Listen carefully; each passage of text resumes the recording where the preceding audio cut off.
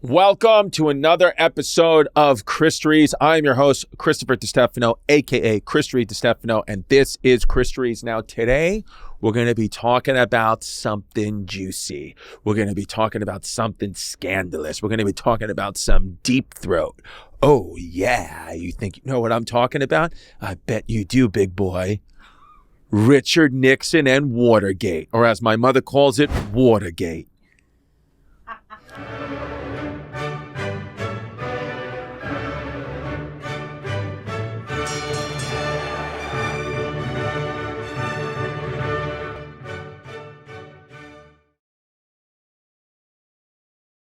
So let's set the scene. Do you know about Watergate? I want to teach you about Watergate. That's the thing. If you're a history professor or if you're just looking for some knowledge on trying to write a book report and you don't want to turn to ChatGPT just this time, then listen to your boy Chrissy D. We're going to talk to you about Richard Nixon and Watergate. I had a friend who used to put on a Richard Nixon mask and have sex with women.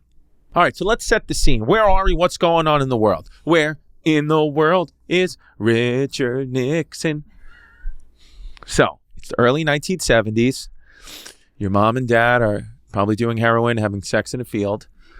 And the USA has the 37th president of the United States, President Richard Nixon, Tricky Dick. He was a Republican. And he was a boy from California. He was born into a Quaker family, loved oatmeal.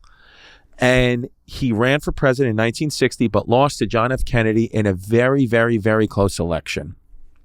See, Richard Nixon, you escaped death. Here's some interesting facts about Richard Nixon in office. It was actually believed, Richard Nixon believed that audio recordings were the best way to capture accurate records of conversations and decisions. He didn't believe in film. He was more audio. That's what he was about, okay? Listening. So Nixon's system, it was installed, monitored by the Secret Service, and covering the Oval Office and the other White House rooms. So everywhere you went in Richard Nixon's White House, you were being audio recorded. And the tapes, they got stored in a secret spot in the White House in a basement. No one knew about these tapes. So this was highly illegal. You couldn't just be recording people without their consent. But Nixon wanted the recordings to serve as a reliable, factual record of his presidency, which is going to bite him in the ass later. So Nixon's first term as president went pretty good. Pretty good. People liked him, okay? He focused on ending communism. Cold War dust was settling. And of course, of those of you who don't know what the Cold War was, it was a period of intense rivalry and tension between the U.S. and the Soviet Union. We had nuclear threats, we had spies, we had proxy wars, but no direct war with each other. That's a hot war. This was a Cold War. This was more like threats and mind games. It was kind of like being in a relationship. He came into the office when Vietnam was going on. Okay, the Vietnam War, one of the worst wars ever. First of all, we lost. Okay, that's just the truth. We lost. Second of all, so many guys died. They thought, oh, maybe a couple of thousand will die. 58,000 men died. And they sent so many men over there. So one thing about the Vietnam War that my uncle told me, he said, you know, if you went to Vietnam, you had a decent chance of surviving, 80%, 90%. But it's just so many men died because we sent so many men. So that's why there was a lot of deaths. But he survived because he didn't go. The Vietnam War, of course, North Vietnamese, South Vietnamese, United States eventually loses. We want to stop the spread of communism in Asia, follow the Cold War policy, blah, blah, blah. It's very, very, very unpopular. Nobody wants the Vietnam War. People hate it. War! What is it good for? Absolutely nothing. So the U.S. starts withdrawing the troops in the 70s. They were fighting for years. They just leave. North Vietnam took over the South in 1975. It kind of felt like, why the hell did all these guys die for if we just gave it right back? But anyway, Nixon is taking term as all this is going on. His promise in 1969 is to bring American troops home from Vietnam. That's what he says he's going to do, and that's what he does. I mean, Vietnam goes to shit, but he does say, I'm bringing them home. He had a policy called Vietnamization, which meant training South Vietnamese forces to take over the fighting so that the U.S. could just gradually withdraw. We taught the Southern Vietnamese how to beat the Northern Vietnamese, and we're going to leave. And then what happens? We leave, and the North Vietnamese beat the South Vietnamese, and it was all for nothing. The war didn't end right away, but Nixon reduced drastically the number of U.S. troops that were fighting in Vietnam during his first term. So people liked them. Even though, Nixon was definitely getting the troops out slowly. Anti-war protests were still active in the U.S. It was not quick enough. They wanted everyone gone immediately. A president is always judged by the economy. So the reason why people say the first term went well is because the economy was going well. People had money in their pockets. They had open diplomatic relations with China. That was good for the world. Nixon visited China in February of 1972. First president ever to visit communist China. Nobody ever did that. Huge diplomatic breakthrough. And that opened up trade talks, kind of decreased the Cold War tensions, and it rebalanced global power a little bit because he was pressuring the Soviet Union because he's like, look, we're friends with China. You thought you were friends with China? So are we. What? The only criticisms about him were young Americans really didn't like him. He kind of just looked like an old, not to be trusted white guy. Civil rights groups didn't think he was supportive of the black cause at all. And his politics were a little aggressive, a little secretive, aka recording you without your consent. So he did have a good first term. Nixon definitely did have a good first term, but he did not feel confident going into his second term. Okay? That's what it is. He just kind of felt like, I feel like these people don't really like me like they used to.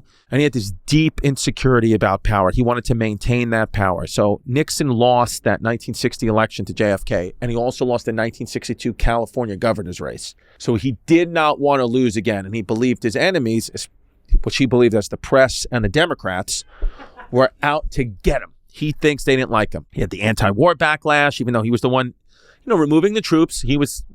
People felt he wasn't doing it quick enough. So he was concerned about how that Vietnam War really hurt him. And even though he tried to help get the Americans out, the Vietnamization, he also covered up two things regarding the war. There were two big things that he was like, let's just keep that a little secret.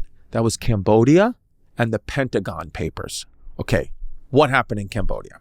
So, 1970, President Nixon, he secretly authorized U.S. troops to invade Cambodia, ay Dios mío, to attack the northern Vietnamese supply routes. So remember, the North Vietnamese were the communist bad guys to him. So Cambodia right there, he does a little invasion through Cambodia, which expanded the war, actually, instead of winding it down. He just made things worse. And the decision outraged so many Americans. It led to massive protests. They're called the Kent State shootings, where the Ohio National Guard opened fire at Kent State University in Ohio on a crowd of student protesters, and he killed 4 students. So that's black eye. Then the Pentagon Papers, 1971, former Defense Department analyst Daniel Ellsberg, he leaked the Pentagon Papers, which were top secret documents showing that the U.S. had misled the public about the Vietnam War for years. The release eroded public trust in the government and intensified opposition to the war. So it was kind of like Snowden. When Edward Snowden just released everything, it's kind of like that. So this is not good. So now people always need other people to blame. So we were like, Nixon, you're done. And also the Democratic Party looked strong, at least at first. They came out the gates swinging. There was a guy named Edmund Muskie, no relation to Elon Muskie, and later George McGovern, and Nixon and the Republicans were kind of like, this Democratic surge could be legit a threat. So he was paranoid. He was desperate. He wanted to win re-election in 1972.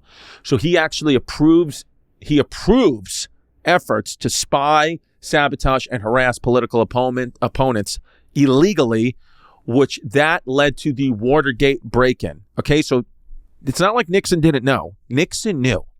You about to get impeached. There was a whole team devoted to getting Nixon reelected. They took desperate measures, anything they can do. So what is Watergate? What is the Watergate scandal? I actually stayed at the Watergate Hotel. It's cute.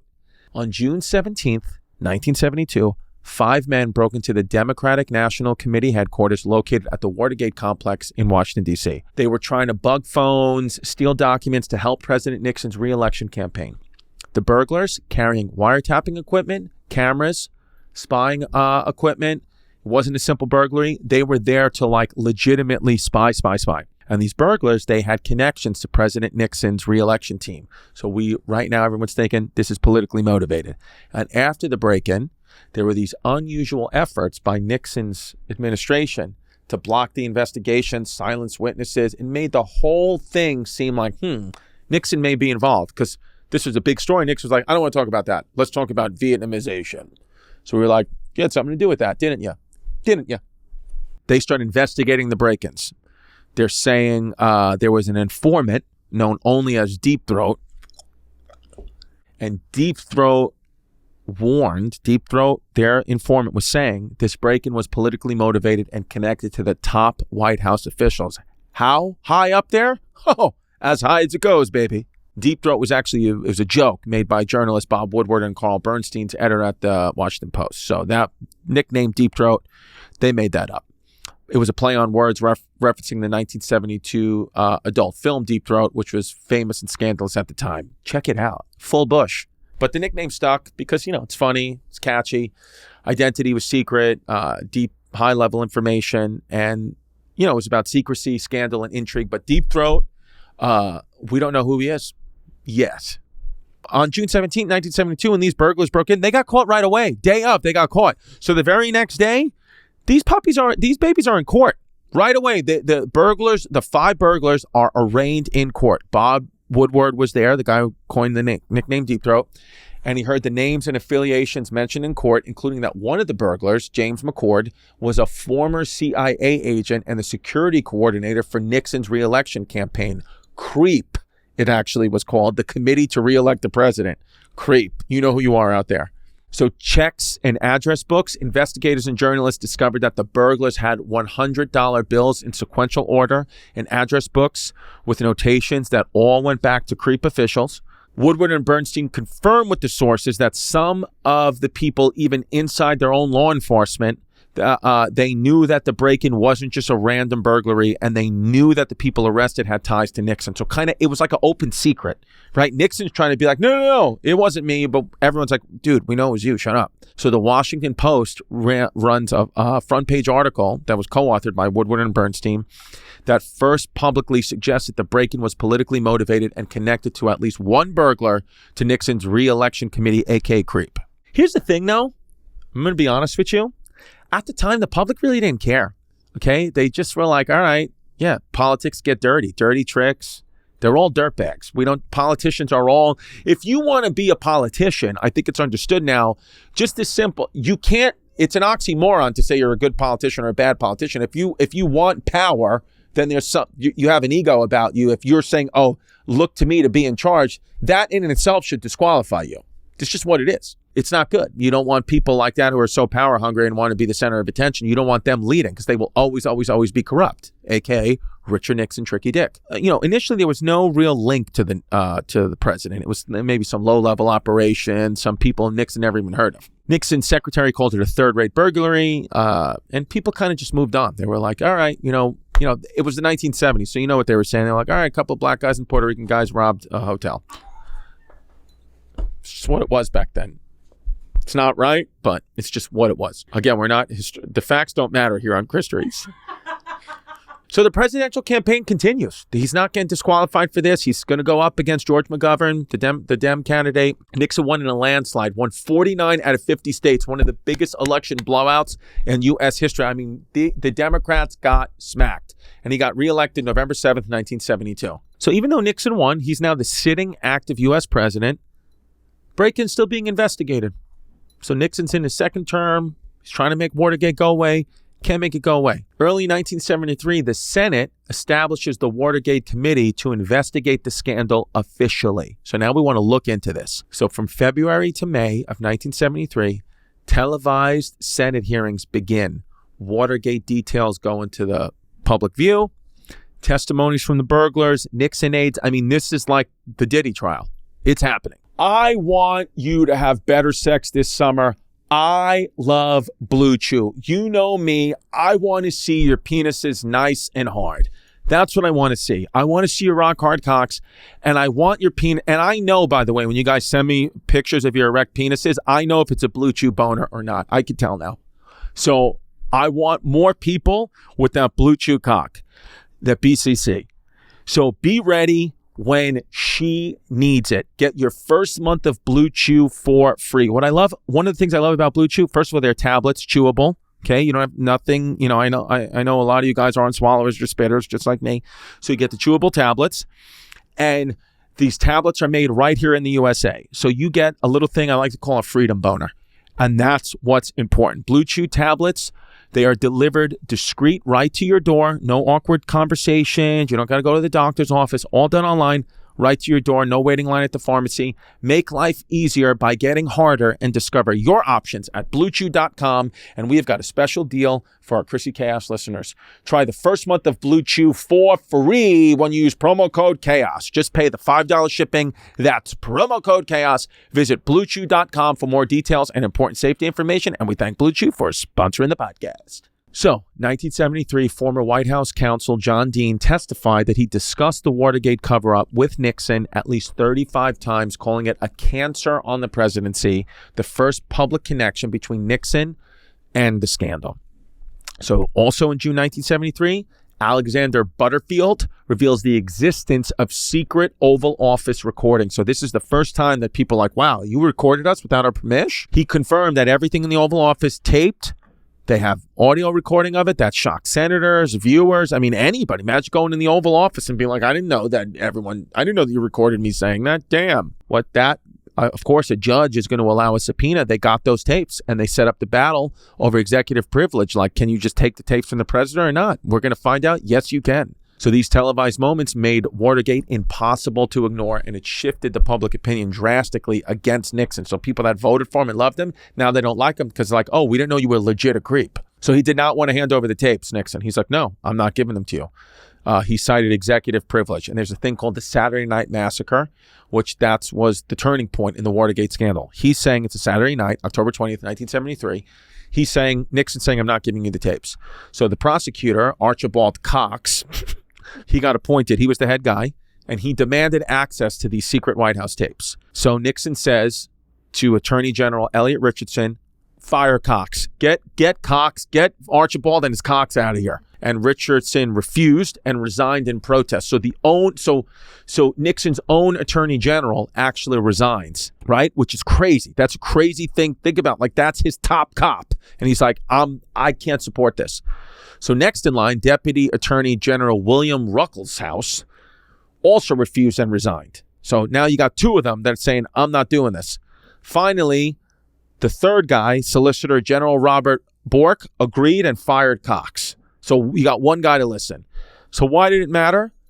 Because it looked like, and it was, Nixon obstructing justice by stopping the investigation. The public and Congress were actually outraged, and this started intensifying the calls for the impeachment. They were like, get this guy out of here. He's a power-hungry nut. So what do you think impeachment is? Some people know, some people don't know. What impeachment is the process by which a government official, including the president, is formally charged while in office, which can lead to being asked to leave office. So presidents get impeached, but not always get removed from office.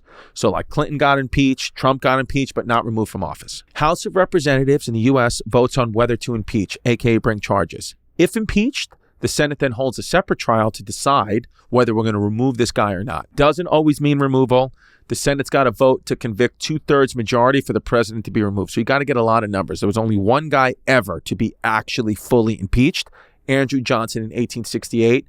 He was impeached because of political conflicts with Congress over Reconstruction, which is how they reconstructed the country after the Civil War. And he violated the Tenure of Office Act. And, he's just a guy that's kind of forgotten in history, but he was impeached. And he was the president right after Lincoln. So Richard Nixon tries to clear his name.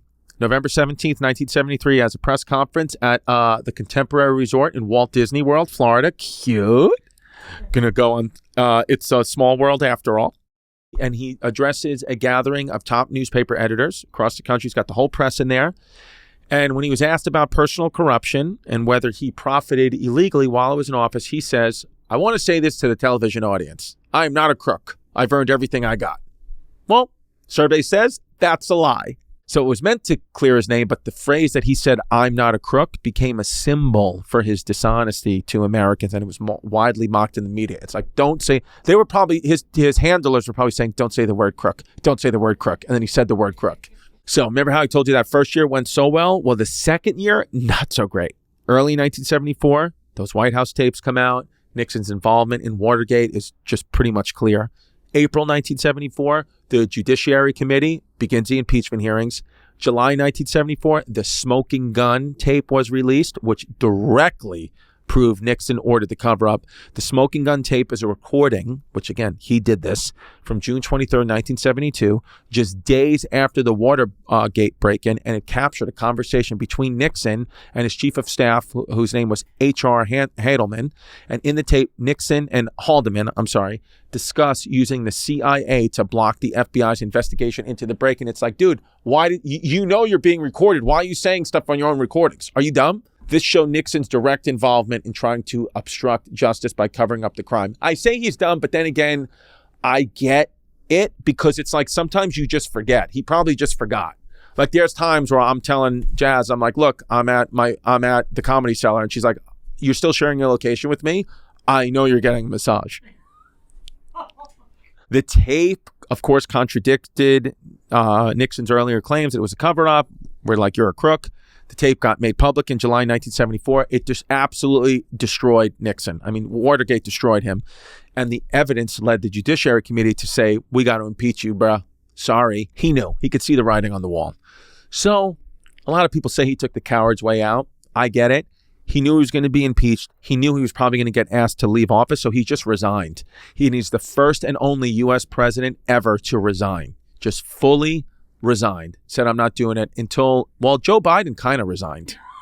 Didn't he? Joe Biden kind of, in a way, resigned. He just said, I can't do this anymore. I'm too old. I shit my pants. I got to go.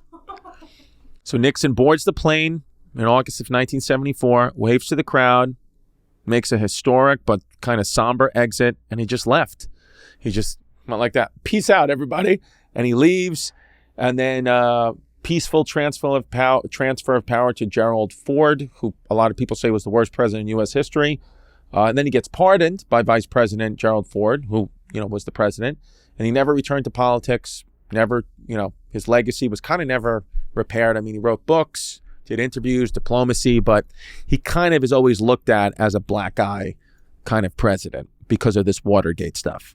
So Deep Throat finally gets revealed in 2005. So forever, nobody knew who Deep Throat was. But then in 2005, it was revealed to be Mark Felt, lifelong Republican, the FBI's former associate director. He exposed the scandal because he said it felt it was his moral duty. So that's what happens. A lot of people, you always think that you're going to get, killed by some random stranger. It always happens from within. It's always the people closest to you can inflict the most damage. So this whole time, this secret identity of Deep Throat was Mark Felt, a fellow Republican. So here we go. Time for a little Chrissy conspiracy. So it's a little Chrissy conspiracy. Never been proven, but here's how we see it. So why does Mark Felt, a.k.a. Deep Throat, do this? Well, May 2nd, J. Edgar Hoover dies, who was the director of the FBI. So Mark Felt, at the time, was the associate director of the FBI, basically the number 2 man. And he's meant to be the director of the FBI. But they don't do that. The day after J. Edgar Hoover dies, they give it to a guy named Patrick Gray. He becomes the director of the FBI. So Felt, being a career FBI man, is like, WTF. I spent years rising through the ranks. I'm like legit Deep Throat. And now you're going to give the head of the FBI the position I deserve to L. Patrick Gray, a.k.a. Patrick Gay? No thanks. Felt believed Gray was going to protect Nixon and not investigate him, especially in this Watergate case. So I think Felt was like, you know what? You didn't give me the head of... If you would have just done the right thing, Nixon, and just made me head of the FBI or done anything to give me that position, maybe your life wouldn't have went down in flames. But you messed with the wrong dude. And so now I'm going undercover. I'm naming myself after a famous porn film, and I'm going to expose all your deep, darkest little secrets. And Felt stayed in the FBI for a little while because, again, he's a countryman. He does love his country. And he quietly was just leaking info to the Washington Post underneath this alias Deep Throat. He eventually resigned before the scandal fully exploded. But I really believe that Felt saw that Nixon was trying to control the FBI through Gray, and he didn't stand for that. And he was like, now I'm going to just drop Watergate on your ass. And that's what happened. And by leaking the truth anonymously, he believed he was protecting the country and the FBI from a corrupt president, and he was probably right. Mark Felt, a.k.a. Deep Throat, was not the first whistleblower in the Nixon administration. No. Martha Mitchell, she was the first, and they actually did a documentary on her called The Martha Mitchell Effect on Netflix. And she got suspicious of Richard Nixon right after this Watergate break-in. She was the wife of Nixon's Attorney General, John Mitchell. She probably didn't like Richard Nixon. She didn't like she didn't like her husband, John, hanging out with Richard. God knows what the hell those two guys are doing, drinking whiskey, having sex with the secretaries. She doesn't like them. And she overheard these shady conversations that were tied to Richard Nixon, like, maybe through her husband or whatever, this reelection campaign. And she starts saying, I don't know about this. And she calls a reporter to speak out. And she said she wanted to leave her husband over what was involved. She was looking for a way to leave her husband anyway, because I'm pretty sure she just knew he was having an affair. So she's like, all right, I'm just going to get out through this way. I don't want me and my kids to be a part of this Nixon scandal. But Nixon's team forcibly silenced her. They held her in a hotel room and medicated her to discredit her as unstable. So they got real nasty. That story is actually as crazier than Watergate. Watch that Martha Mitchell effect documentary on Netflix. And it became so famous that the Martha Mitchell effect is actually a psychological term that refers to when a person's true but unusual sounding claims are misdiagnosed as delusions or paranoia. So she was later vindicated, of course, and she was one of the first to sound the alarm. So we salute you, Martha Mitchell. So here's the truth about Watergate. Nixon did not directly order the Watergate break-in. There's no solid evidence that he planned for it or asked for it beforehand, but we know he was the mastermind. Like Charles Manson, never really killed anyone, but we know he was the mastermind. And he was definitely involved in the cover-up. Nixon was 100% involved in the cover-up, which ultimately is what brought him down. Now, look, what he did was illegal. It was all awful. These people will do anything to win.